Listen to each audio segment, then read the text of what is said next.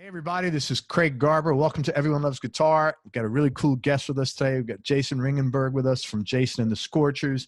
He's a super interesting guy. He's had a very interesting and long career subsequent to Jason and the Scorchers, and he's you come across like an intellect. I don't know if you know that. He's an intellect. He's an intellectual guy. We're going to use a lot of SAT words here. A couple of quick announcements. I want to thank our mutual friend, Warner E. Hodges, for connecting us. Thanks, Warner. Also, make sure you go to everyonelovesguitar.com/subscribe and subscribe to the show. If you're watching us on YouTube, please hit the subscribe button and the little emoji icon that looks like a bell. That really helps us out with the YouTube algorithms. All righty, give you a quick background on Jason. Born and raised on an Illinois hog farm, left for Nashville in 1981 to pursue his dream of, I quote, making a band that could kick American roots music into the modern age. Little did he know just how far that kick would go and what he would actually do.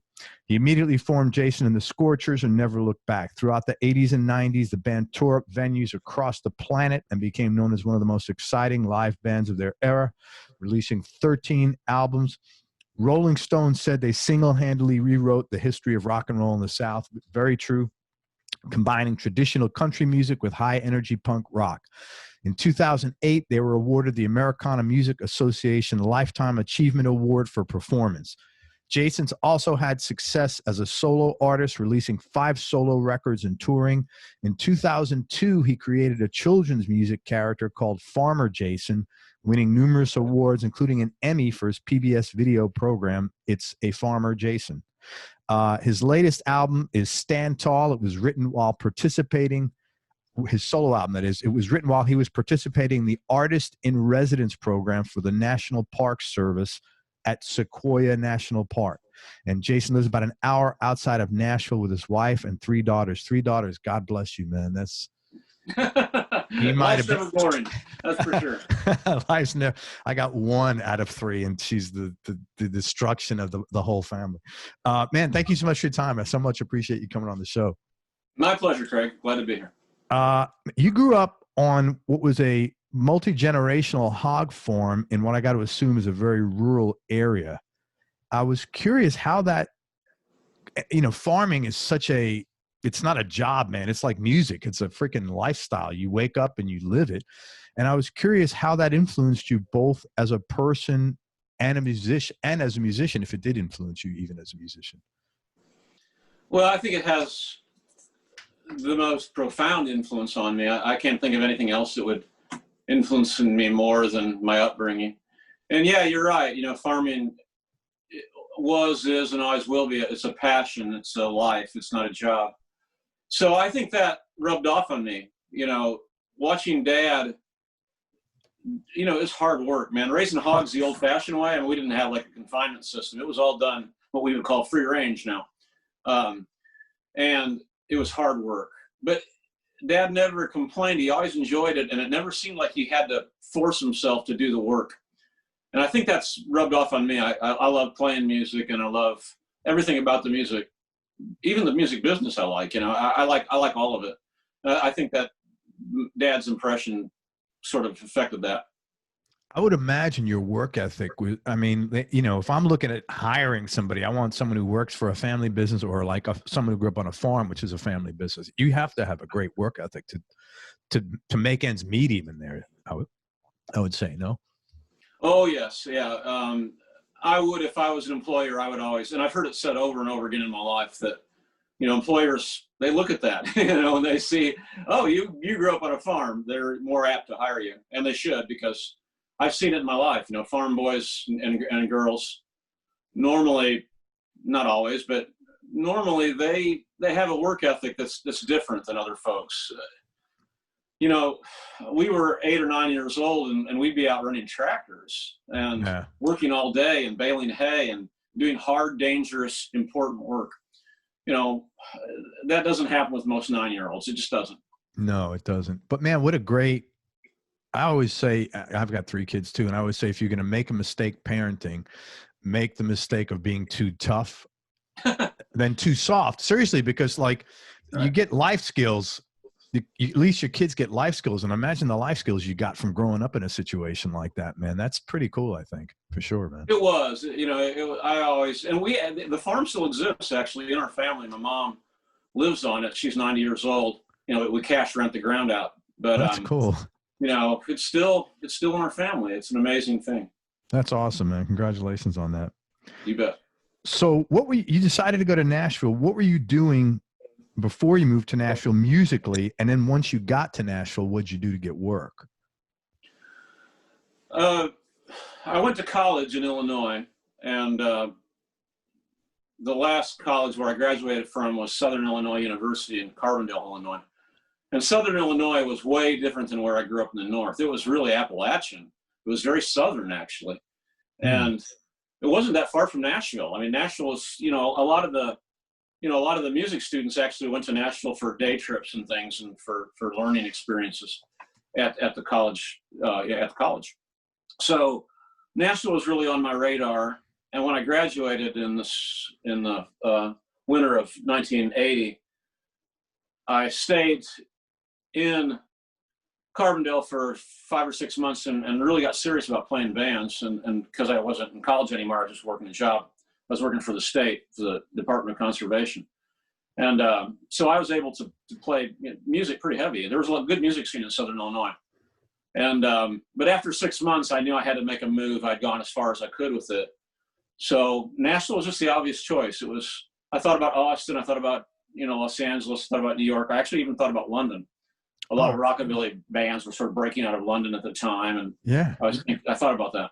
But Nashville, that's what I decided to do. And so July 4th of 1981, I moved to Nashville.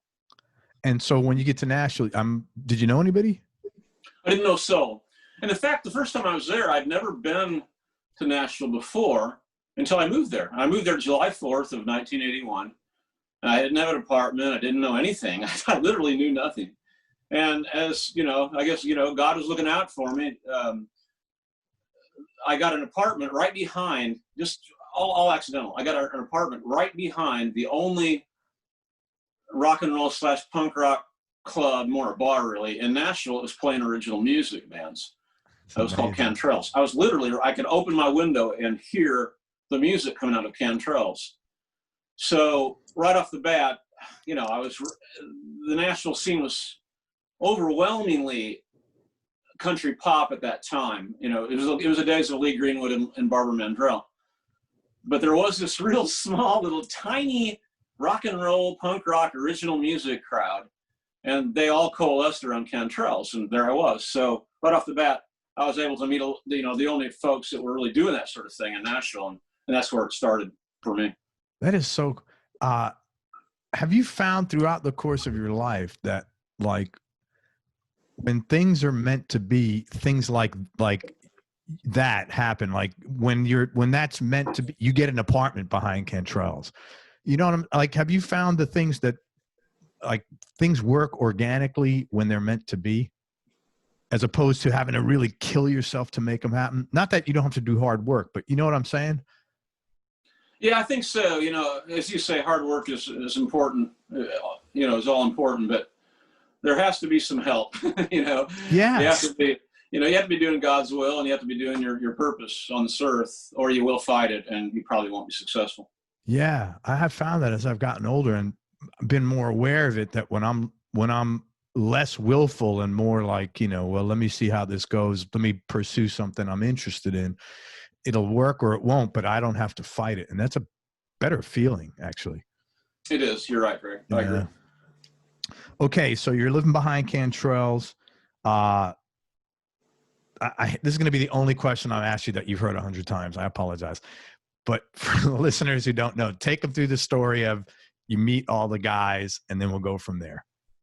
You meet all the guys that form the Scorchers. It's an interesting story that a lot of folks don't know, is that there actually was a Jason in the Nashville Scorchers before Warner, Jeff, and Perry. Jack Emerson was one of the first people I met in that scene. And Jack became like an Americana business legend. He ended up doing E Squared with Steve Earle and managed John Hyatt and the Georgia Satellites, all kinds of people. But in those days, Jack was a Vanderbilt college student. and played a little bass. I mean, a tiny, tiny bit of bass. And when I told him what I was planning on doing and what I wanted to do, Jack was the first person that got it. You know, people kind of usually looked at me like I was crazy. Some people laughed in my face. Really? Yeah, like it was like, I want to be country music and I want to be Johnny Rotten at the same time, you know, and they would laugh at me. So Jack didn't laugh. He said, cool. What can I do to help? So Jack, you know, he has some connections with the Vanderbilt concert committee. I believe he was on the board or something as a student. And he said, I think I can get you a gig. We have Carl Perkins coming in a few weeks. If we can get a band together, I think we can get a gig opening for Carl Perkins. So I said, sure. And, you know, Jack had a couple of other buddies that kind of played a little bit. So we had this little band, Jason and the National Scorchers. We opened for Carl Perkins. First gig. That ain't a bad first gig. And we were horrible. We were awful. You know, you can imagine. They weren't even musicians. I mean, a singer was playing drums. You know, Jack didn't even really play bass. The guitar player, Will Tomlinson, was a pretty good guitar player, but he was a law student. He was studying to be a lawyer, you know. And we were horrid. We were awful. But Jeff Johnson was at that show. Jeff was real tuned in. And Jeff was like, afterwards, you know, I ran into McCantrell's a day or two later. And he said, man, I saw that show and it was crazy and I loved it. And I kind of want in on this. You know, your band isn't good enough. We need to get a better band. I want to help. So that's what started. Jeff then brought in Warner. Warner brought in Perry. And this all happened in a matter of just months. I came to town July 4th, 81. We were actually selling out clubs in Nashville by January of 1982, and we had a record out. Wow. So it happened really fast. Man, talk about ominous, you know, like things meant to be. That's pretty freaking quick. That's awesome. Really, really cool. Yeah, with that, I mean, a lot of folks don't realize that, but Jeff was you know, when people look at Jason and the Scorchers, they usually think, oh, Warner and Jason, and it's kind of like Keith and Mick. But, yeah, you know, Jeff played a huge role in the early days. Had I not met Jeff, it's hard to say what might have not have happened, you know. Yeah. He was very, very important. That's cool, man. Thank you. As far as getting the band launched and working on this thing, this sound, this country punk, what were some of the big challenges for you guys early on? Well, most of it was logistics because we had no money and there was no pockets around the band. You know, there was no rich parents or trust funds or anything like that. So it was all, you know, if our van broke down, you know, in the middle of Mississippi, we might not be able to make it, period. Yeah. You know, you might have been stuck. And, you know, but there was also, I guess we had an army of guardian angels watching over us. It was crazy. We would do overnight drives and 700-mile drives after doing shows, and somehow never got in wrecks, and we never broke down when there wasn't somebody there to help us. It was amazing because our van was ancient. It was my old Econoline van from college. It, you know, had 200,000 miles on it. It was 71 Econoline. There was holes in the floor. You could actually see the road through the floor. So the amps didn't work often. There was a lot of substance abuse in the band. You know, there was fighting, arguing, good times, bad times. It's amazing that we survived those first 2 years. And I take a lot of credit for it. It was a band. And without all four members, there wouldn't have been Jason, the history of Jason and the Scorchers. But early on, me and Jeff especially, we realized that there was something there, that there was something really cool there. So we were able to sort of skate over the real rough patches and keep the band together. Around 83 or so, Warner sort of started really getting it, and then he really committed to it, and that changed things substantially. Perry just was always, he was like the Ringo Starr of the band. He was so important, but, you know, he wasn't thinking in the early days that, oh, I'm going to be famous for this. You know, he just said, you know, hey, I want to make more than $35 a week. That's what I make at the bowling alley. If you guys can make me $35 a week, you know, I'll play drums for you. And that's what it was. I believe we actually signed a little stupid contract, like on a napkin or piece of paper saying, me, Warner, and Jeff would guarantee Perry would make $35 a week. And we made it. We usually did make it. That's great, man. Thank you. That's a really cool story. So I'm going to jump forward because the rest of this has been covered a million times, and I don't want to put you through that.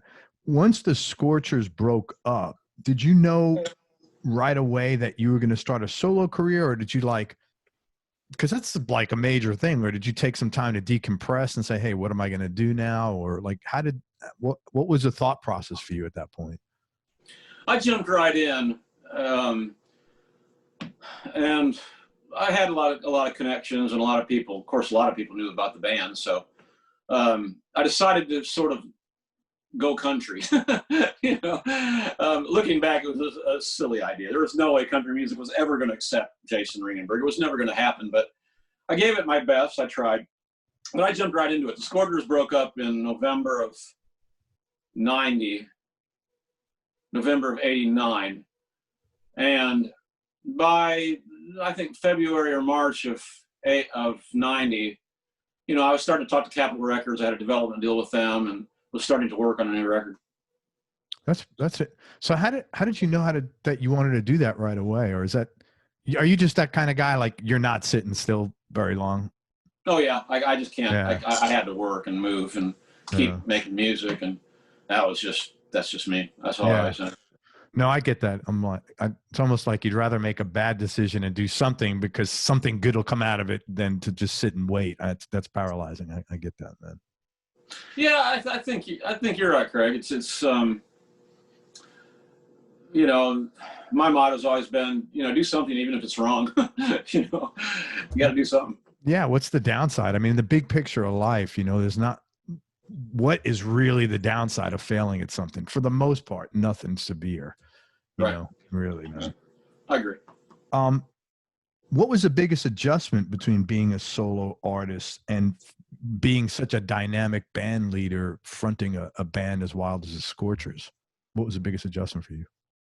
I don't think I ever made the adjustment. The first solo run, which was the Capitol record in 90, which came out in 91, I think, or 92. It didn't work at all. And, I had a pretty good band. I had a crack band. I mean, my band, it was, just to tell, my band, we had Ken Coomer on drums, who went on to be the drummer for Wilco and all those records. And I had Dave Jakes on bass, who ended up being, John Prine's bassist. Brad Jones, who became a great producer, was also played bass with us. Jerry Deal McFadden, who's now with the Mavericks, was on keyboards. So I had a crack band, man. It was an awesome band. But going from Jason and the Scorchers to an awesome band still is not good enough, Yeah. And I knew it. I knew we weren't. I knew the record wasn't really good enough to make an impression, and it really didn't. It did fail ultimately. And I went right back into the Jason and the Scorchers. That's what happened. Yeah, it's interesting. Relations dynamics. That's the voodoo of a band. You didn't have that same. You had great guys, but it wasn't the same. Thing as you had with Jason and the Scorchers. It's hard to replicate that. Like in any relationship, Yeah, Jason and the Scorchers is impossible to replicate.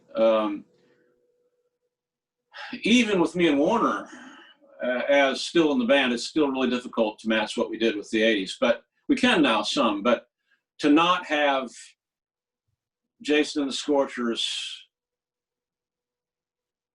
it always is something I miss if I don't have that. I don't miss it if I'm solo. If I'm performing solo with my acoustic guitar and telling stories and doing that whole thing, it's a whole different thing. It's so different that it works. Right. But when I use a band, I mean, golly, sometimes I'll have bands with 3 guitar players in them, and they still can't really match what Warner Hodges did with one person. Warner is just, you really just can't, you really can't replace Warner Hodges. I don't think it's possible. No, and he's so deliberate in his playing. I mean, he's aware of so much that he has to do. That's that's a real gift, man. Yeah, I love him with the Scorchers the best. He does all kinds of stuff now, but with the Scorchers, he doesn't have anything to fall back on. You know, there's nothing. I play a little acoustic sometimes, you know, a quarter of the time, a little acoustic, which hardly is even heard. So he's covering everything. Yeah. And he's also doing harmony vocals. He's also kind of the band leader and you know, responsible for the stage, you know, the stage output. So, you know, it really challenges him to do that. And it's really exciting to watch him pull it off on a very regular basis, night after night. Yeah. You know, all alone up there, really, you know, holding the whole melody and the whole sort of instrumental interest for the audience is all Warner Hodges. You know, our rhythm sections are brilliant, don't get me wrong. Sure. Honest and Al, and before that, Jeff and Perry. But Warner always was the sort of the counter melody to the Jason melody. He was exclusively that. So it's fascinating to watch him pull it off. And hold down the rhythm guitar, and hold down the lead guitar, and hold down the riffs. It's really quite astounding. Yeah. And you don't miss it. When he goes off on a solo with no rhythm, you would think, oh, well, there's going to be energy diminishment. Of course, but there's not with Warner Hodges. There's not. Tell me about Farmer Jason, and what I was curious about, what gave you the idea to develop that character and that act, and talk about a different audience. How did you learn, like, how did you go about learning what that audience wanted? Because that's not, I mean, I don't think that's something you had done before. No, I'd never done it. And I never really even thought about it until I started raising my second family. And it was, as you say, such a learning experience, because I wasn't a young guy, you know. I started that, I don't know, 43 or 4 maybe. So I already was, you know, I was set in my ways musically, and all of a sudden, as you say, I was in front of a completely different audience doing a completely different musical entity. Because the solo Jason, there were some similarities to the Scorchers Jason. For one, I played the songs, you know, solo. I played Broken Whiskey West solo, and, you know, things like that. There was connections. With Farmer Jason, it was completely different. I learned, I swear, for the first 3 years, I learned something every single show I did. It was so exciting to be aware. You know, I wasn't a kid anymore. I was a smart, experienced, you know, middle-aged man doing something brand new. So it was so cool to like learn this whole new approach to music. I loved it. It was just fantastic. And you have kind of two customers there, because you have the kids, but the parents are the customers as well. Yeah. In the early part of Farmer Jason, I was playing to a lot of parents of that were Scorcher fans or solo fans. So there was a real cool chemistry there. Yeah. As it went on, though, there was a brand new audience that didn't really know who the Scorchers were or anything of that. They were a whole different group of people. So, you know, they would trust their kids to me. And for an hour, they could just let Farmer Jason worry about their kids. Yeah. You know, they could like sit down, have a sandwich at the back, you know, have a drink maybe, you know, and relax, because Farmer Jason was entertaining their kids and everything's cool. So it was really interesting, that dynamic, that all those parents were trusting me with their children, you know. Yeah. And even not at shows, you know, when they put on my CDs or my videos, you know, they were trusting me to do something good for their kids, right? Giving them a break, and that was a profound responsibility. You know, it was heavy stuff. You know, what made you get into that? How did you think of that? That's not something that, like, you're like a pretty dynamic frontman of a pretty dynamic band, and now you're switching into entertaining children. How did you think of that?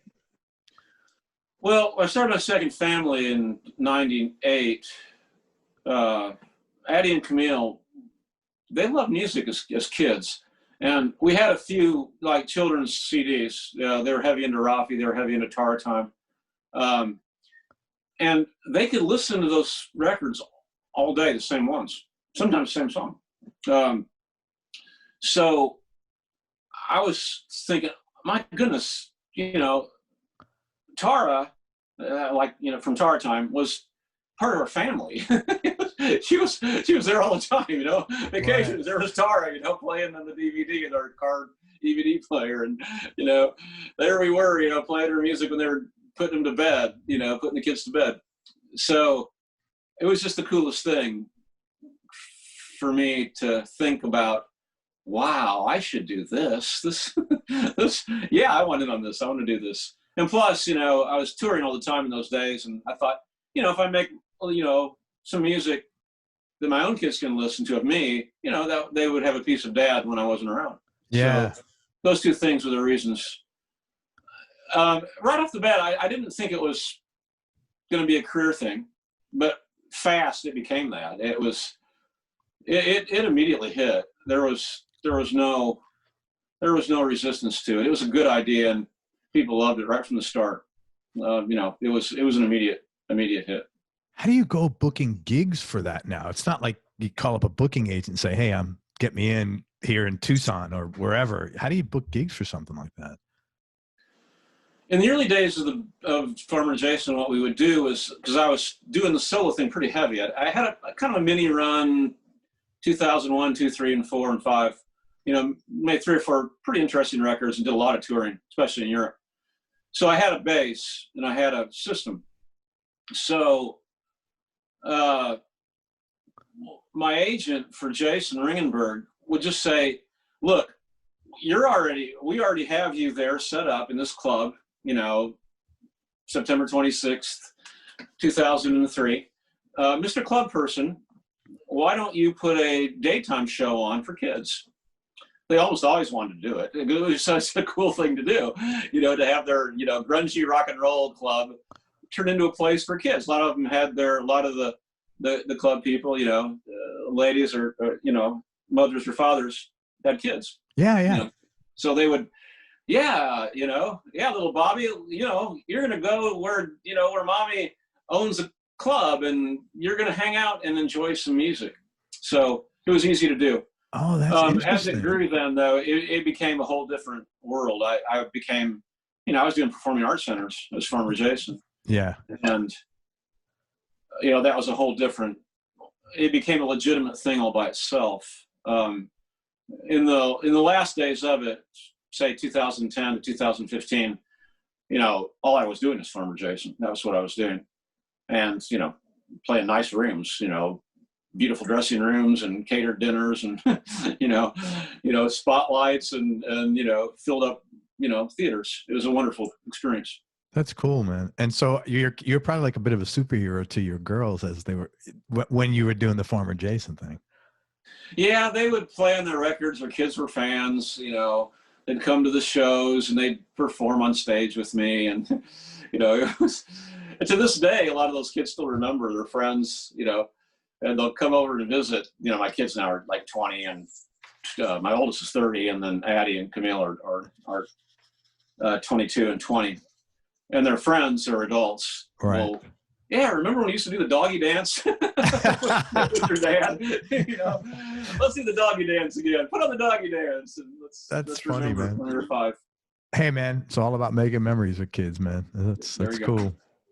Hey, I want to your new record. I really liked it. Let me pull it up here, man. Stand Tall.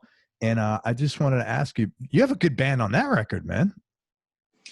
Yeah, it was a whole collection of people. I did like my own version of The Last Waltz. Good band. Even Netley, there was incredible people on that record, and the whole backstory of that it's a fascinating story, really. Yeah, talk about it, because I want to ask you some questions about it. Tell me about it.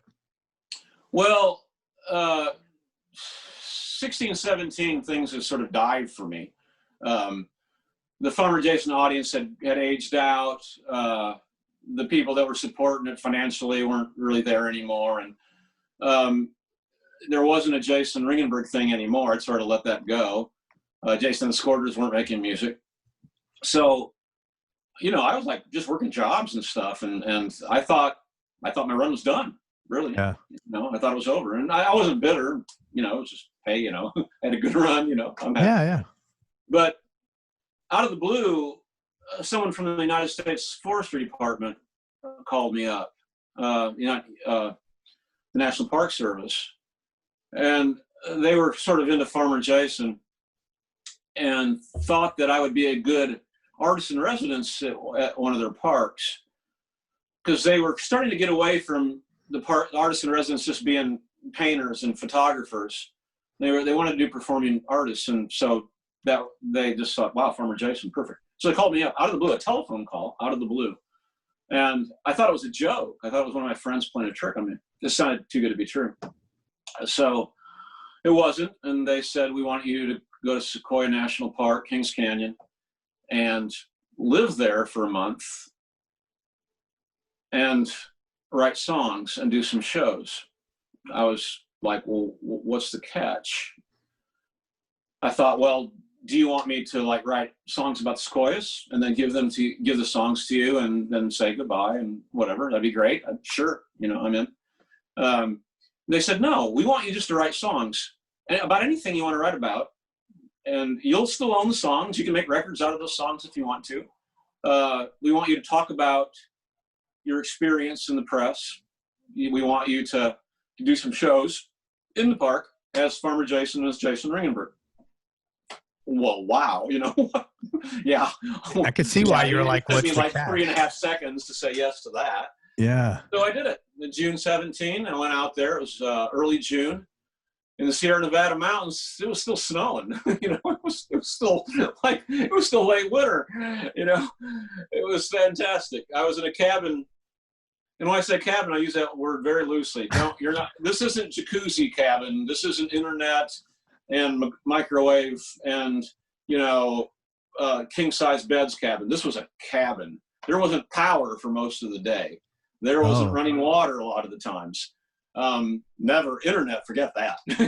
So you had no internet for a month. Cell phone, yeah, no way. That was, if a bear's attacking you, you're dead. Wow. You can't fight that bear off. It was fantastic. So yeah, I spent a month there, and my cabin was at like 8,500 feet, 9,000 feet. I could walk out the cabin and be in the Sierra Nevada mountains just in a matter of minutes, these beautiful trails. And the section of the park I was in was pretty isolated. All national parks are heavily visited now. They should be, of course. But I was in a part of the park that was kind of a new area of the park. They just annexed it, and it wasn't really, people weren't hip to it. It took like an hour just to drive up to my cabin. So a lot of times I would hike all day and not see a soul, another human being. And songs just poured out. I was like, God, I couldn't not write. I was writing just like crazy. And in that month period, I basically wrote 2 records, and both Sam's Hall and the record I'm making now, the foundation of those records were written at Sequoia National Park, Kings Canyon. That's where it was. Where is that? That in California? It is Sierra Nevada mountains in Northern California. God, that must have been beautiful. Yeah, it was one of John Muir's favorite places. He's famous for Yosemite, of course, but he loved that area. It wasn't a park when he was visiting there, but he was real instrumental in it becoming a park, a national park. He loved Crescent Meadow, for example, where I wrote John Muir Stood Here. I wrote one of the songs on the new record that I'm doing. That day I wrote God Bless the Ramones. So I wrote 3 songs in that one day. That's pretty cool. 2 of them standing where John Muir stood at the Crescent Meadow. It was just, I'll never forget it. For a while, my kids came out and joined me, and they were like, wow, Dad, you really scored this time. They had never been west, and, we had always gone family vacations, Disneyland, Disney World, all that stuff, but this was totally different. It was like, okay, we get why you're an outdoors person, Dad. We get this now. We get why you want to go hiking in the mountains. Now we get it. Well, they're older too. They're older. They're which, older. yeah. Yeah, they were 20 and 18 at that time. Yeah. So, yeah, it was, you know, Sequoia's an amazing place. It's to be around trees that are 2,000 years old. You know, I'm not going to get all cosmic here, but, you know, man. Yeah, that's pretty intense. We're nothing compared to that. You know, we're nothing compared to that kind of beauty and that kind of power. Yeah.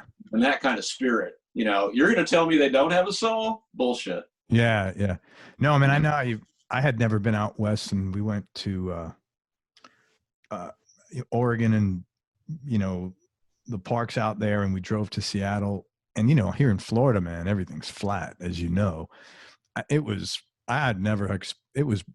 literally breathtaking. So I understand, you know, it's overwhelming. It's amazing to see, like, you know, how beautiful that stuff is, man. What areas did you see when you were in Oregon and Washington? We actually drove from Boise to Seattle, and then we also before we were in Boise, we went to I'm embarrassed, the park there. Not Yosemite. What's the park? It's in Wyoming. Yellowstone? Yes, Yellowstone National Park. So we drove all around the park and camped in there for like a week. Wow. What camp? You remember your campground? I know Yellowstone as well. I don't, man. Sorry. I'm from the Bronx. This whole thing is kind of like just, it's not stuff I inherit. Like, I could tell you what happened on 48th Street in New York City, but I like to refine that it's not inherent in me, you know. How did you camp? Tent camping, or did you use a camper, or how did you camp? Cabin. We didn't go. My buddy's parents had a cabin there. It wasn't like a fancy cabin at all. It was, you know, no internet, same thing, you know, no internet, but it was just being in that area. I'd never seen anything like that in my life, man. What season were you there at Yellowstone? Same, summertime. So it was like early June type thing? No, it was actually August, but you know what? We went fishing in some lake in Idaho, and man, there was snow all over the mountains in August. In August, right? Yeah, right. We were freezing. We all had winter jackets on. We were on the boat freezing. I mean, it was a trip, but yeah, man, it was so majestic. I totally get the vibe there. It's like hallowed, like sacred ground, man, when you're around that stuff. It is, yeah, no doubt. So you went Boise to Washington. You went through the Bitterroot Mountains then. The home of the old Nez Perce, Native Americans. Yeah, in fact, we pulled over one time because there was like a Native American, like a fair, like a little local fair, and so we just went out and walked around and saw a lot of the Native American artwork, and it was just like any local fair, except it was mostly Native Americans, you know. It was. You know, and they were selling, like here they'd be selling, you know, some canvas painting. There they're selling a deer skin coat or something, you know, right. You know, or skeleton from some animal that's been, you know, polished and, you know, you could put on your table or something like that. Cool. So it was just, I understand what you're saying though, man. That's really, really beautiful there. It must have been you had to be so relaxed writing all that music. Yeah, you know, I don't think I was able to leave the world behind, you know, for a month. At our age, as you know, it's hard to do that. Yeah. You know, but yeah, I was able to do that. One experience I'll never forget was I did a trail up in the Sierra near my cabin. And I was going up a mountain, and I just went up and back. And coming back, I saw my tracks. It was a snowy day, so I wanted to make sure I followed my way back and didn't get lost, which could happen easily. So I was following my own tracks back, and at one point I realized I looked down, and there had been a bear following me. there had been a bear following me. I could see the tracks of the bear. Oh my God. Yeah, right, right. So Wow. I wasn't at the top of the food chain for a little while there. Yeah. Wow, it's good that you saw that on the way back and not like. I mean, what would you have done? You know, they give you sort of, they tell you to stand up really tall and look big. Yeah. You know, I don't know. Okay, man. I probably just run knowing that they're going to catch me anyway. The bear's going to catch me, but I'm just not going to think I can scare this bear. Yeah. You know, Wow, that's really cool, I'm man. going to get eaten by a bear. That's just the way it goes. It's a silly question, but what was like your sleeping patterns? Well, you know, it was all based on power because there was no power at night in the cabin. So, you know, Wait a minute. So you must have been freezing. It was really cold at night. Yeah, it was really cold. Really cold. I had just piles and piles of clothes on me. But I had a little kerosene lantern, you know, I could read. Okay. So, you know, I was reading one of that great Peter Cooper book about different musicians that he's known. I read that during that time, and you know, read some Carl Sandburg, and it was so I just read at dark, you know, and then just fall asleep, then wake up really early and go, you know. Yeah. I Wow. never wasn't outside during that time. I was always doing something. That's so cool, man. You got to re-up for that. How do we let's put this out in the universe. We need them to re-up for that. We need another round two. Yeah, it's an amazing thing, you know. They, you know, I'm not exactly sure how it happened, but yeah, I'll never forget it. I know that. Yeah, that's awesome. Hey, let me talk to you. Let me ask you some questions about some of the songs on Stand Tall. I just got it. This one, like, who writes a song with this title? This is hilarious. John the Baptist was a real humdinger.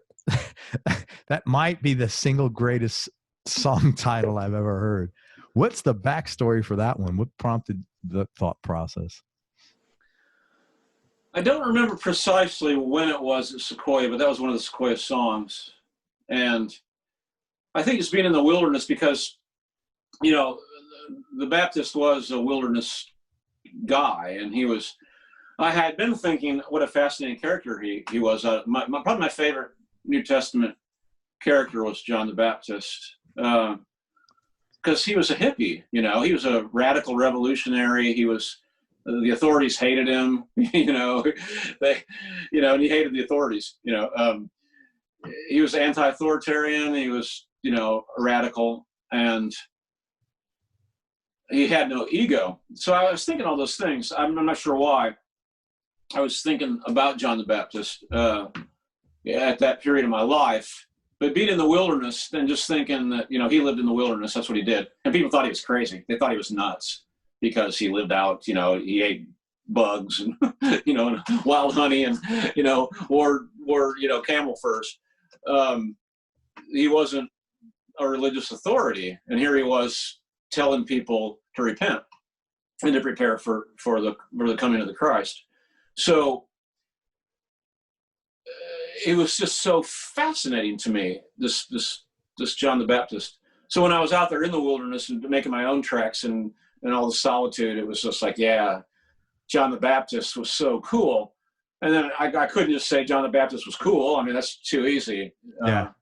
So I wanted to put him in, you know, I wanted to be able to sing this song to a Todd Snider audience, you know. I wanted to open for Todd Snider and sing this song and they'd get it, you know. So I that's the line I took writing this song. You know, it was like, yeah, I want somebody that's going to go to a Bernie Sanders rally to really like this song, you know.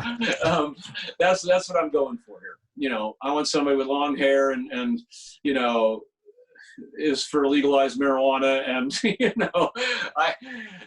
I want them, and then I want my cousin who's a born again Christian to like this song. That was my goal with this song. That's what my goal, and I think I pulled it off. Man, I think you did. I've had, you know, very fundamental Christian folks say they love the song, and I've had, you know, crazy hippies that, you know, that that would never step inside a church say they love John the Baptist was a real humdinger. I think I succeeded, and I'm enormously proud of it. Yeah, man, it's a very good song. I mean, it's just the amount of creativity it takes to tie something like that all together is, pretty cool, I think, Thank you. Yeah. Yeah. God Bless the Ramones. That's a cool song, man. What made you write that? I love, it's like such a great story, the whole song.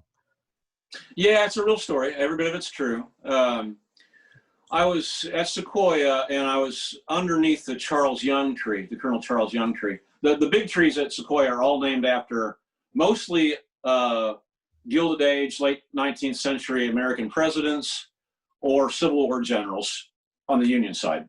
Okay. Because that's just what people did in those days.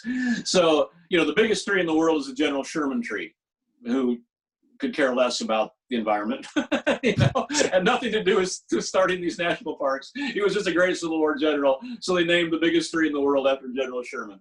The Grant tree is the second biggest tree in the world. Grant had nothing to do with the environmental movement. He wasn't anti it, but he wasn't really for it the way Teddy Roosevelt, for example, was as the president. Then there were Civil War generals they named after these trees. There's one tree, though, that was named after a very late 19th century American officer named Colonel Charles Young. Now, at first I thought he must have been, I don't know, a Spanish-American war hero or something, or I didn't know. I'd never heard of him. I'm a history guy, but never heard of Colonel Young. It turns out, as I started reading up about Colonel Young, that he was the first African-American to be commissioned a colonel by the United States Army in the 1880s. And this was a radical thing in those days. It shook our country up. I mean, there was a lot of people that were absolutely against the idea of a black man commanding white troops as a colonel, as a head of a regiment. So, but he was so successful, he was so brave, he was such a great officer that he gained the respect of all the white soldiers that served under him, the African Americans that served under him. And he was, went on to do other stuff besides being that first. He was the first African American to graduate from West Point, which was, oh, wow.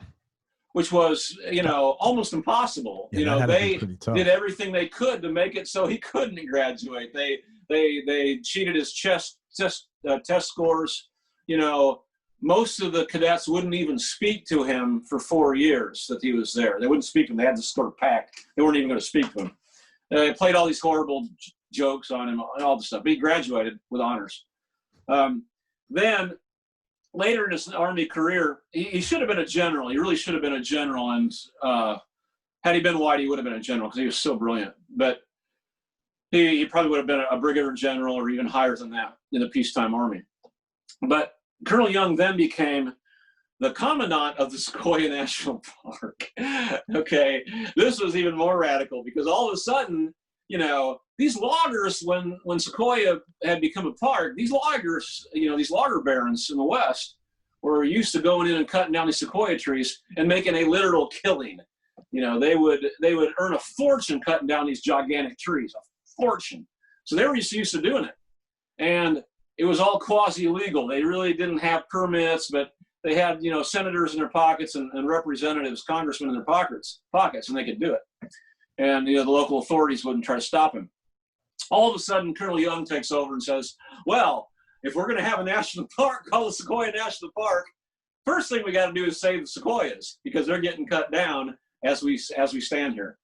So he would show up, with a few of his soldiers who were terrified. They had to tell these loggers, these huge gangs of loggers that were all armed to the teeth.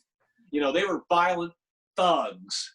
They weren't responsible forestry people. They were thugs cutting down these trees illegally. And all of a sudden, Colonel Young would show up. And wow, he would stare these guys down, it's just him and a few of his soldiers, against like 30 or 40 of these gangs of thugs, all armed. And he would just tell them, there's great stories where he would just look them in the eye, stand there, with his feet apart, with his hands on his hips, holding his pistols in each hand, ready to pull them.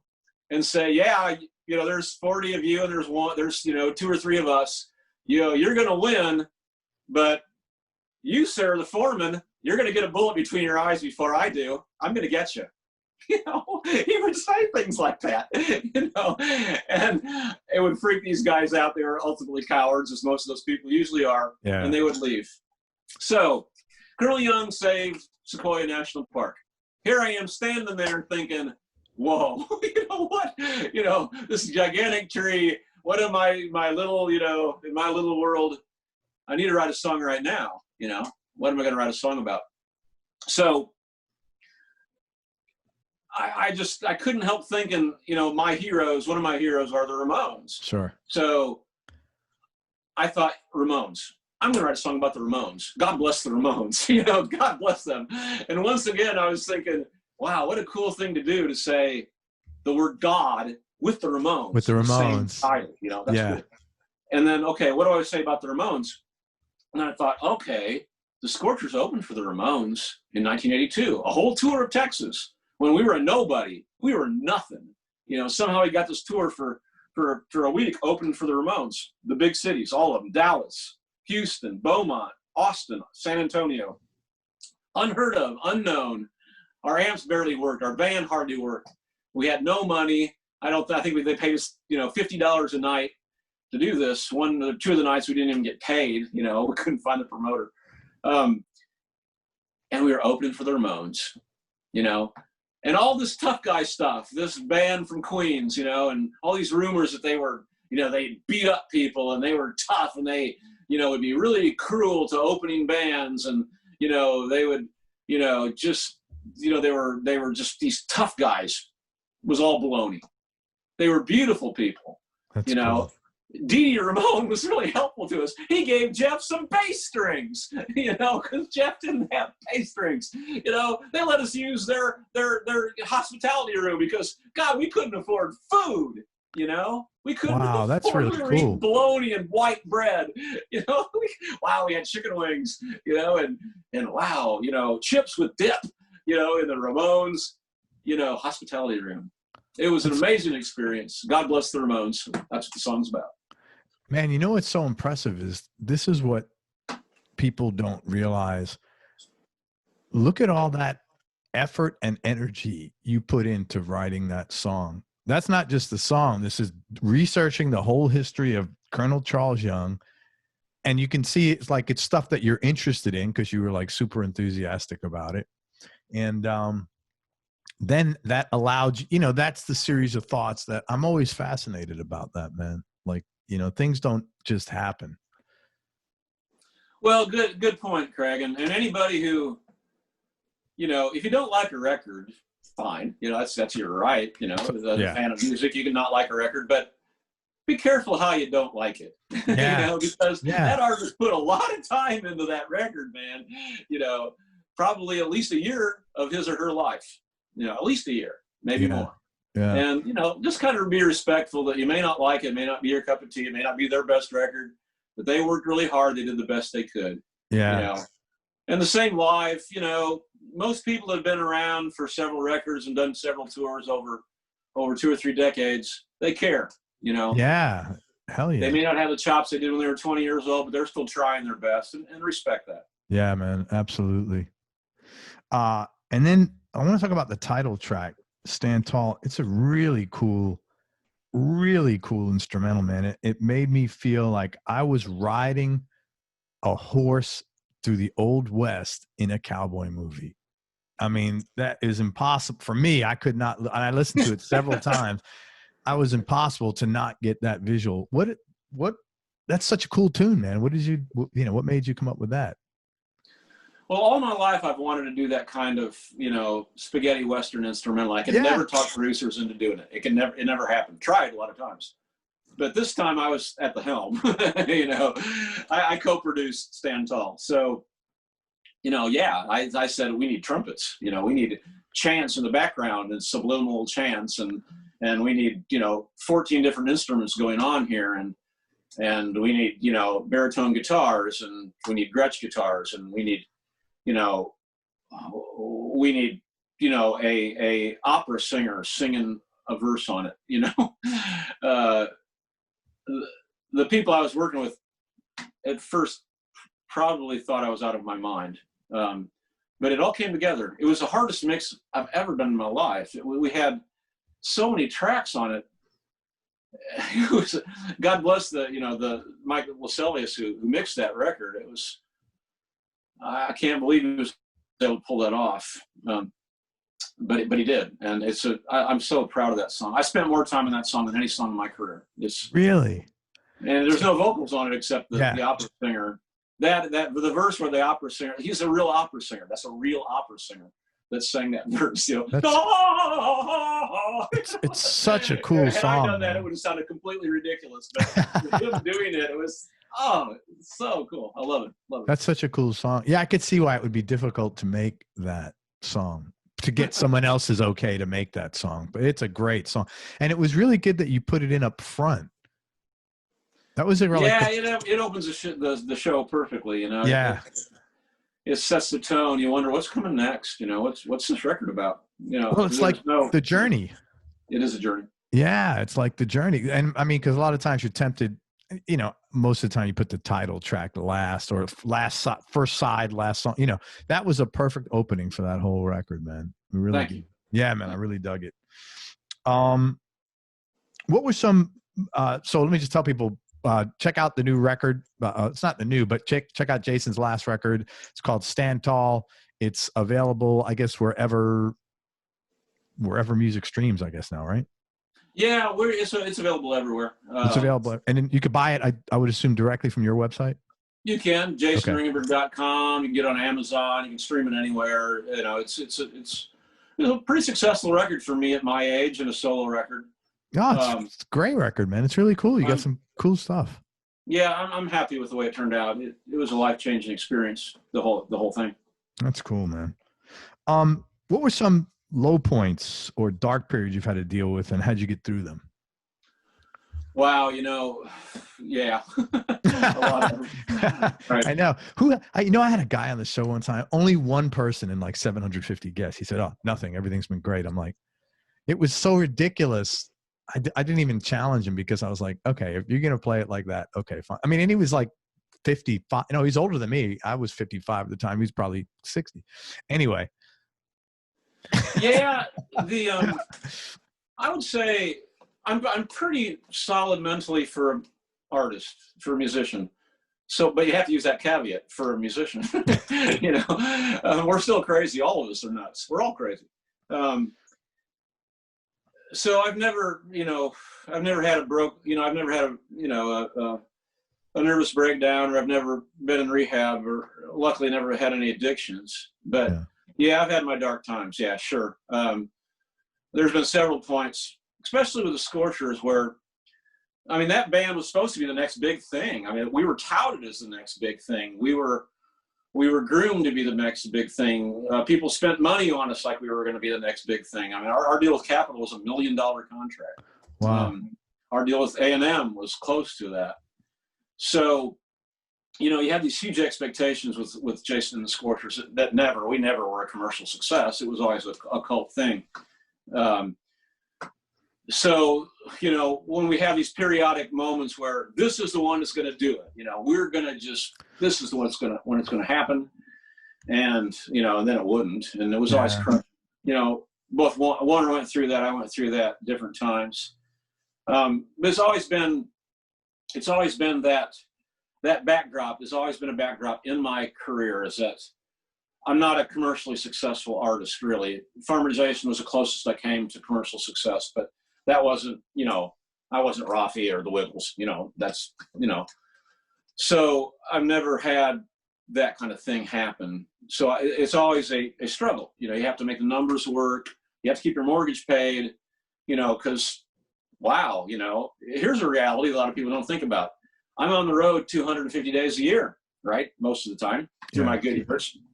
That means my wife, Susie, she can't go out and work a 40-hour week. She can't have a career because somebody's got to take care of the kids. You just can't have them in daycare all the time, you know, all the time. So, you know, those are things you have to take into account. And it can be depressing if you go out and do a 4-week tour of Europe and you work your tail off and you come home and wow, we don't have enough money to pay the mortgage now. It can be a very depressing thing. So there is a darkness with music, that most of us face.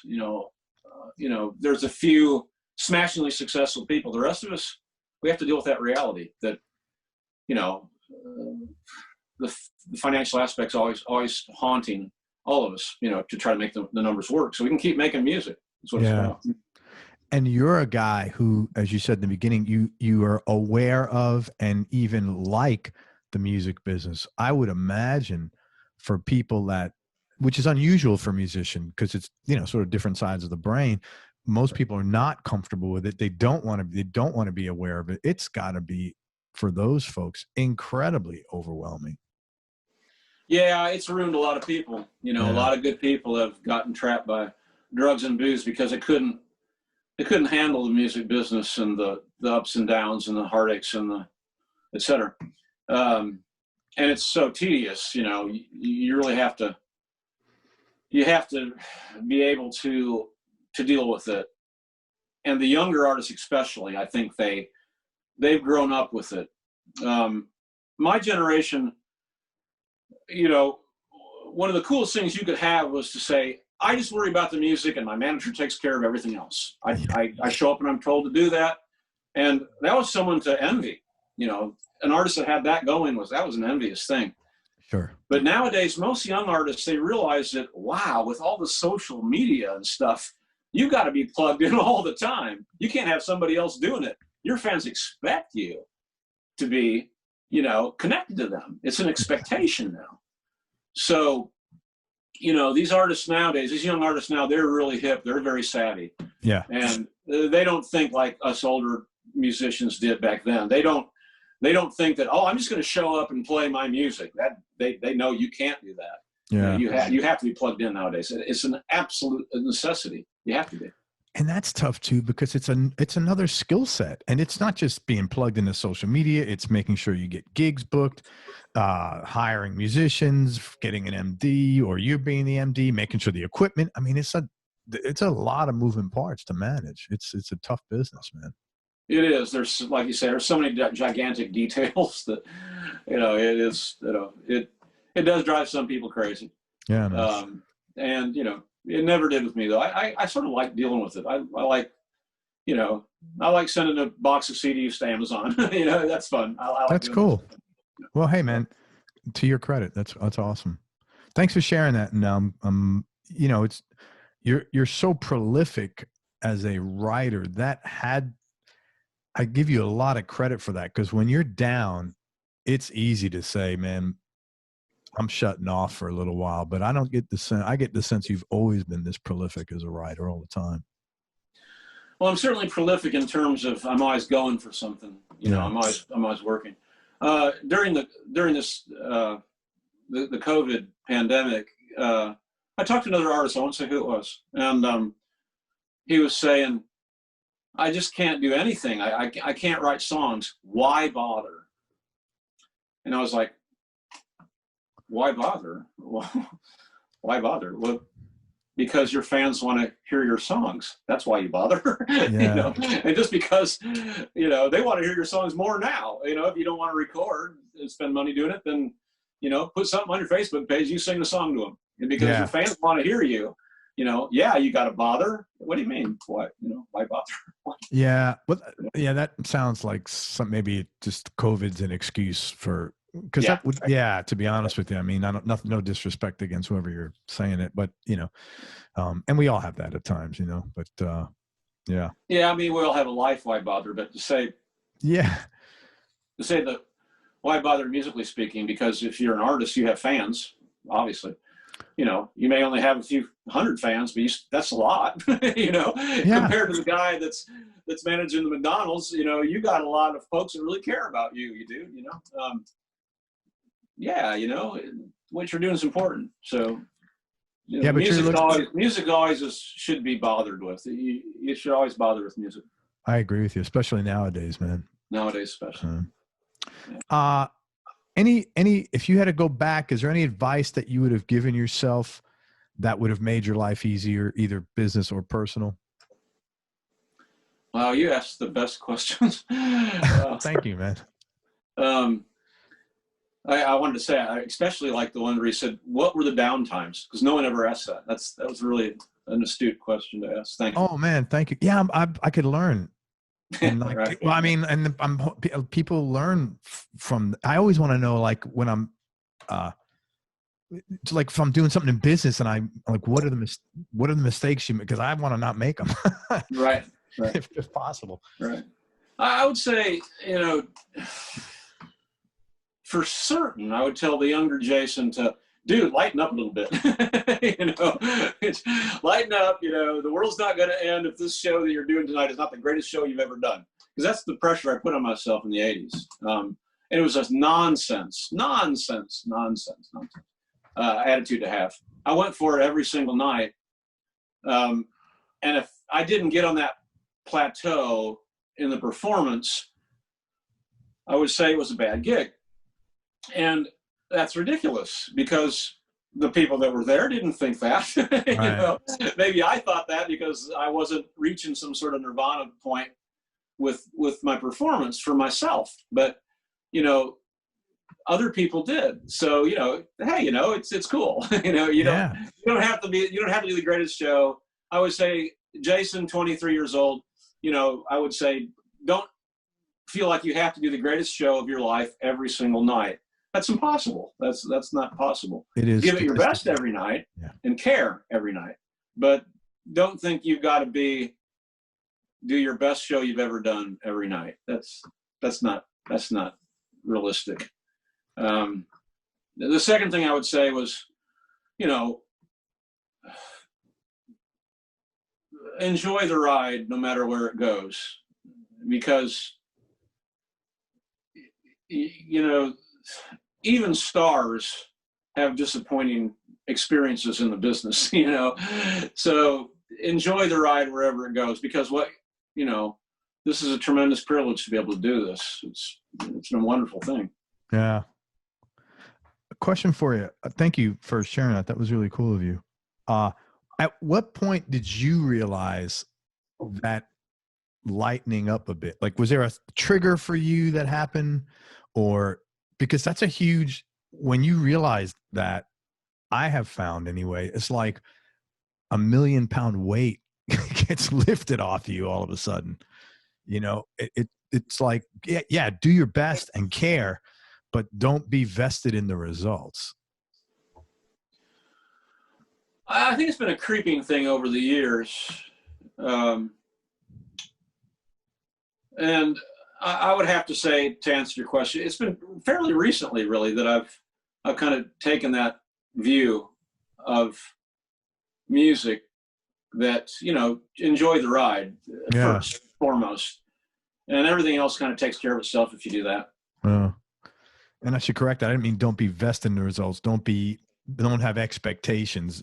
Right. Yeah, that's really what I meant to say. Right. Yeah. You really can't have expectations in music. The only expectation you can have is enjoy playing music. That you can expect and should. Yeah.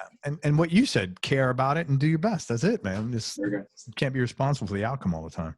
Right. You are, as I mentioned, you're such a prolific writer. Is there anybody that like specifically influenced you as a writer? Oh yeah. I mean, number 1, number 2, number 3, number 4, number 5 is Bob Dylan. Yeah, I'm a Dylan. Yeah. No one else comes close. Yeah. As a writer, as a performer, as a personality, everything about Bob Dylan captivated me. Growing up, when I was making my own music, now in the later stages of my life, Bob Dylan's always been there, always will. And as a writer, yeah, you can listen to my music and hear the Dylan influence. Oh, absolutely. No question. No question. Did you ever get to see him perform?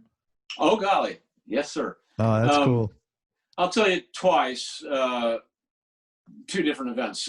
First, Dylan was one of the first real concerts I saw in 79 or 80 when I was in college.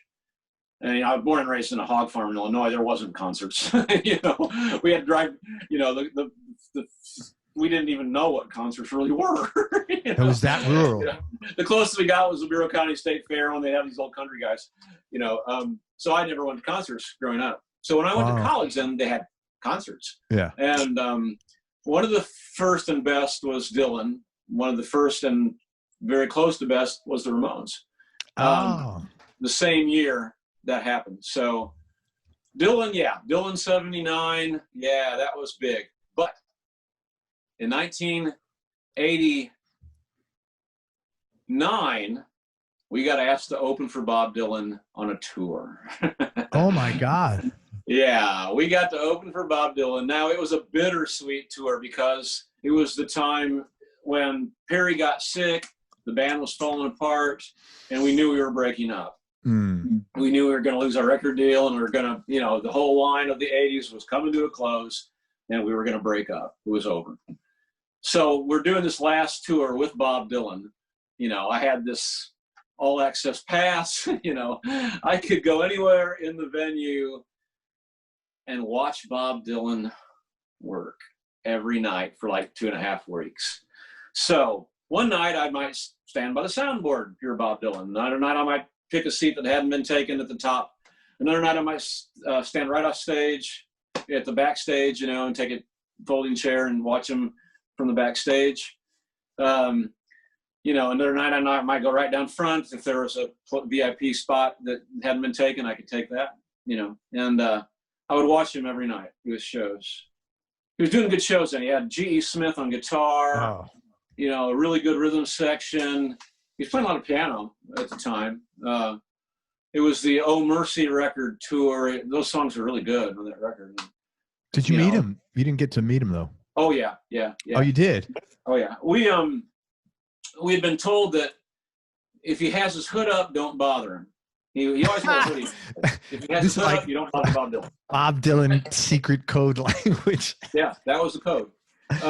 He had a bodyguard, but he was really cool about it. They weren't like thug kind of bodyguards. They were respectful, and because, oh my gosh, Dylan even by 1989 was still getting these people who, wanted them to tell them the secret of life, stuff, and all these people with psychological problems that were going to Bob Dylan to be saved.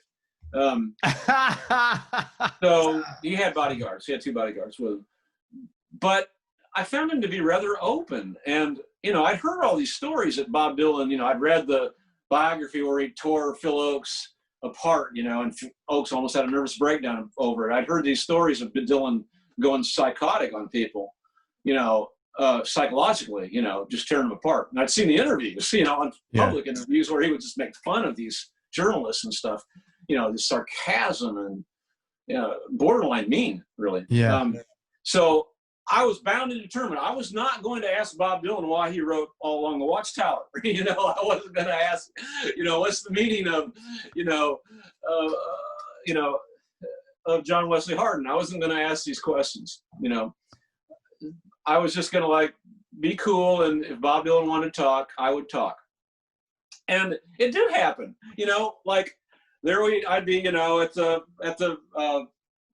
hospitality table having our catered dinner, and you'd go and scoop out your barbecue and your potato salad, and then I'm scooping out barbecue, and then right next to me I heard somebody say, "Hey man, the barbecue looks really good tonight."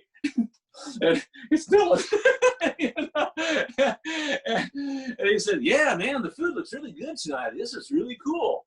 And I was like, "Yeah Bob, yeah, the barbecue looks really good. Yeah, I think I'll get some potato salad too. What do you think?" So you're like 15 years old right then, right? Yeah, the potato salad. Yeah, get the potato salad. Yeah, that's good. And then, it'd just be these weird little experiences. But the weirdest, hands down, and Andy York will vouch for this, who was our second guitar player at the time, now is Mellencamp's guitar player. He'd be a good person for your show if you ever wanted him. Yeah. But Andy York and me were walking down the hall, and we were going past the room, and the door sort of cracked, and he goes, "Hey, fellas, come on in." me and Andy look at each other and say, that sounds like Dylan, but we don't see him. And yeah, come on in, man. And so we sort of like push this little door, and there's Bob Dylan in his dressing room. And me and Andy, you know, Andy's another Dylan head as well.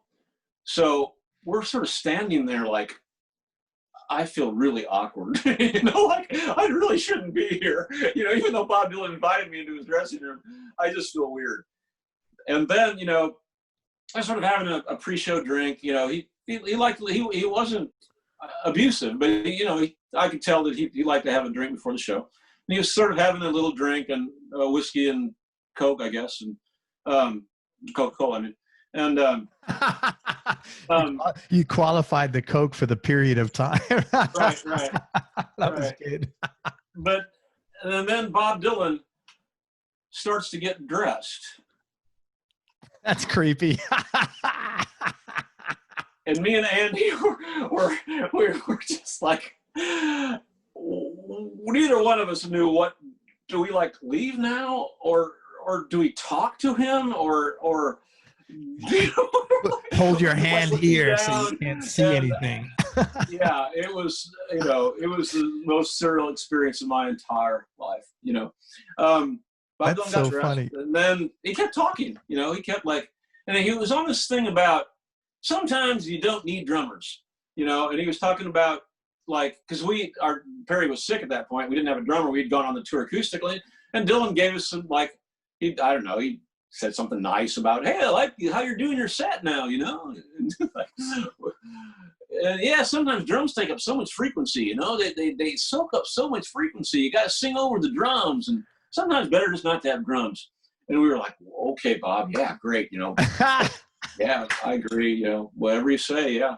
And then finally, you know, we had to go do our show, and you know, and then we saw Bob on stage later, and we thought, oh wow, the outfit he's wearing, I saw him put on. This is profoundly disturbing. Yeah. That is disturbing, man. That's hilarious. Yeah, that's hilarious, man. Yeah, there's some people that are like just socially a little weird like that. Like, let me get dressed in front of somebody. And you always wonder, like, are you not aware that this is a little weird?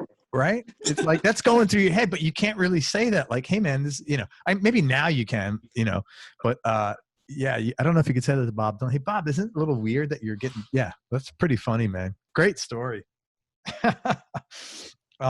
What's your favorite song you wrote? Oh, my favorite song. Wow. Yeah. Question. I don't think I can narrow it down to one, but I can kind of narrow it down to periods. 80s Scorchers would be Harvest Moon. The 2000s run of Jason Ringenberg probably would be John the Baptist Was a Real Humdinger. Oh, very cool. The Farmer Jason trip would probably be Punk Rock Skunk.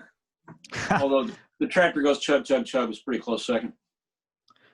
Punk Rock Skunk. That's a cool name. What's the first record you ever bought, if you remember? I think it was Johnny Horton's Greatest Hits. Johnny Horton was a country singer from the late 50s, early 60s. He had smash hits, huge, gigantic hits. Battle of New Orleans, Sink the Bismarck, songs like that. But he was different from all the other country singers. His production was, dang, almost Beatles or Beach Boys-esque. It was, for country music, it was just out there, crazy, crazy cool. And I bought it on 8-track. I bought it on 8-track. How did you get, so let me ask you this, how did that vibe that I want to play country music and the Ramones, where did that come from? It was in my college years. I would have been 20 or 21. Seeing the Ramones certainly changed it. My younger brother was actually a first wave punk rocker. He was into punk rock.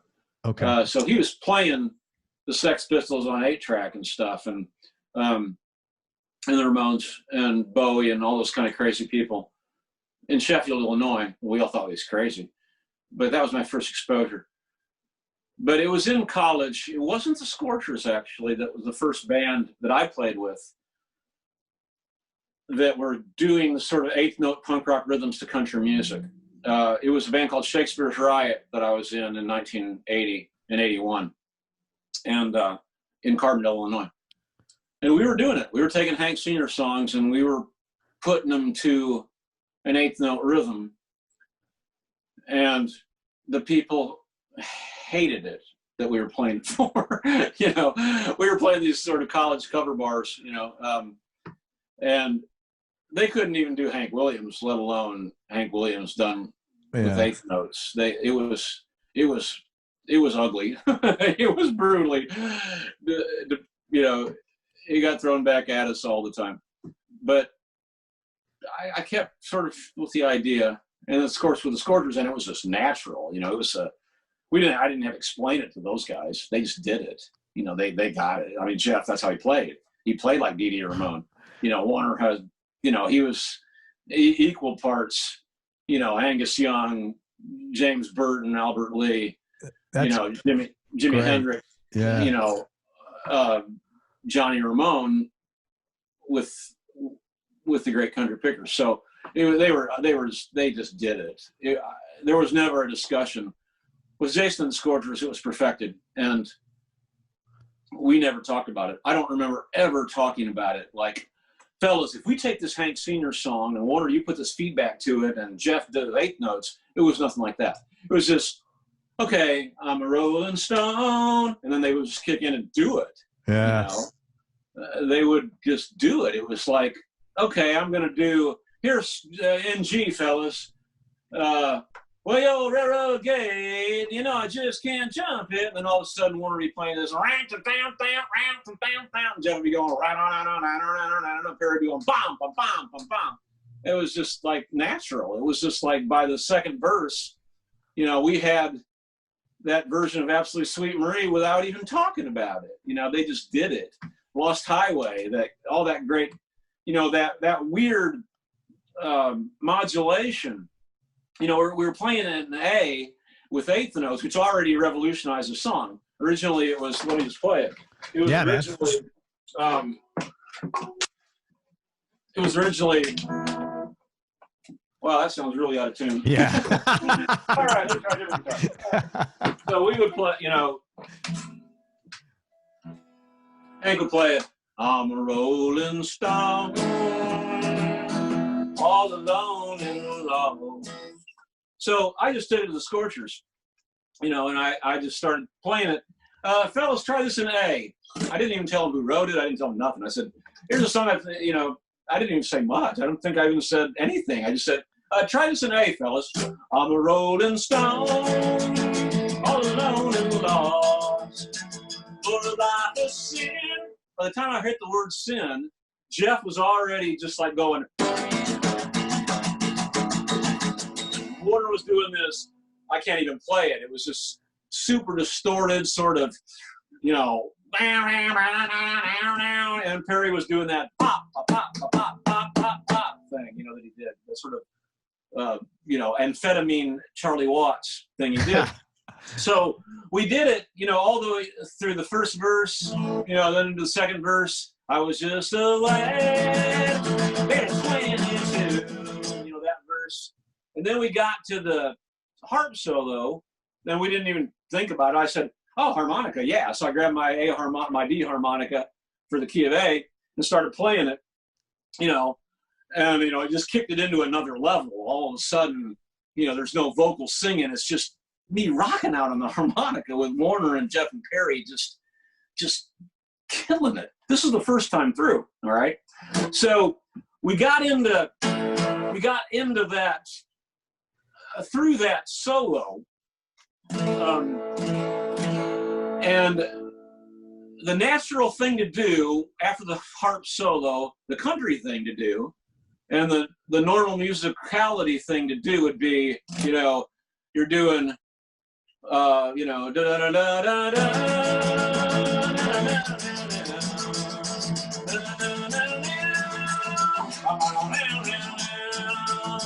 Then you modulate, right? You go to B, you go to. Now put the stars to run around. that's the thing that most people would do. All right. Country bands and rock bands, punk rock bands would have all gone to the B there. I don't know how they did this. Warner gave Jeff a nod, and he gave like this down thing with his head. And Jeff and Warner, precisely at the same time, went from A. Instead of going to B, they went, Warner nodded down, and they went down to F sharp. Not F sharp minor. That might have made some sense because that's a related chord to A. F sharp major. You know? So they're doing this weird thing, all sort of without talking about it, all without thinking about it, all just by spur of the moment, in the moment thing.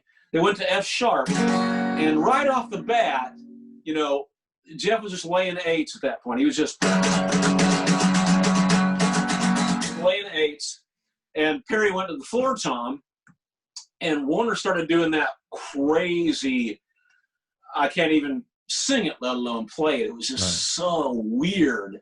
And instead of, you know, this lift to B, this really did sound like Satan was chasing us, you know. It really did sound like we were headed for hell, you know, like we really were on the lost highway, you know, and he was doing that round. Oh, wow. So I started just singing it. Now, boys, don't start to run around on this road of sin. You'll be sorrow bound. Wow. You know, against that arpeggio chord Warner was doing, that hammer-on thing. Oh, wow. Perry then, right off the bat, just started doing a fifth harmony on it, that thing that only Perry Bass can do. So, you know, we just on the spot hit that thing in F sharp major, you know, and then, you know, again, without thinking about it, without talking about it, how do you end it? You know, we weren't even asking ourselves a question. You know, we were just on this road of sin, you'll be sorrow bound. The guys held it twice as long. My roads don't start with curse today. We started rolling down. Then Warner gave Jeff another nod down. Instead of going up, they went down again. This lost highway. Hey, I can't even do it. They went down to the E off the F sharp. Just instinctively did that. We had it right from the start. We completely revolutionized the song Lost Highway, from a very, very sad country song about, you know, drinking too much beer in the tavern, to this really scary song about losing your damn soul. You know, what year was this? Whew, you know, it was a heavy moment, and we knew it right from the start. And we ended up opening with that song all through the 80s. We could never find a better opening song than Lost Highway. It was always the opener. It was just perfect. What, you know? When did you first do this together? What year? That would have been the fall of 1981. You know, man, that is so that's like 40 years ago almost. That your enthusiasm and your recall of each of those moments is really says a lot about what that whole event stands in your life. You know, that level of enthusiasm 40 years later, that's really cool to be listening to from my perspective, man. Well, to create something new is not something that happens too often in life, you know. Yeah. We knew it. We knew at that moment that, wow, this is really good. Yeah. You know, this is, okay. We just kind of stopped and nobody kind of said anything, you know. We just kind of like, oh, and then I think Warner said something profane, you know. You know, and we just knew it, you know. That's really I can cool, look at man. Jeff in those days, and like we looked each other in the eye, and was like, "Yeah, this is something special." So that's how it was, and almost all the great stuff the Scorpions did in those days was done that way. We never really rehearsed. We weren't a rehearsal band. We would just kind of play, you know. We would just kind of and we didn't really believe in hitting the stuff too hard. It was all just, let's not talk about this, we just do it, we had it, I won't say Jason and the Scorchers were the first cowpunk band, because there's people that will debate that. Somebody will say some obscure band from 1979 or whatever, and I'll say, of course, Shakespeare's Riot was one of the first, I would say. Yeah, your other band, yeah. But the Scorchers defined it. We defined that sort of genre with those songs, Lost Highway and Absolutely Sweet Marine, the early originals. I think we can lay claim to that.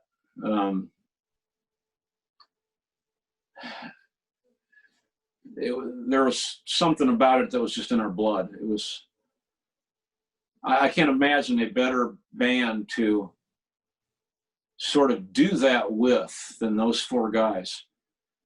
And people said I was crazy, because, Jeff and Perry Warner in those days had serious problems, serious substance abuse issues. And it was crazy, and it was, these guys were not average sort of dudes that you'd hang out with and grill a burger with. These guys, they were half crazy, easily half crazy, and not always in a good way. And people would say, "Man, dump those guys. They're just too crazy to really do this with what you're trying to do." But I never gave up on the idea that I knew that those four people had something special. And I was willing to go through the bad times to get to the good times. Because when we hit the good show, there was nothing like it. There was nothing in my life that I'd ever experienced to that level when the Scorchers would hit a groove in those shows in 83, 84, 85, especially. There was something spectacularly special about it. And I'll never forget it, and always be very thankful and feel very blessed that I got to experience that with people, with other human beings, something that was way bigger than me. It wasn't my trip. It was way bigger than that. And golly, I loved it. Man, I'm just going to ask you a couple more questions if you're okay with that. This is a good ending point, but I just want to ask you a couple more if you're okay with it. All right. Thank you. That was really cool, that whole thing, man. That was really, really cool to share that. You're very, very welcome.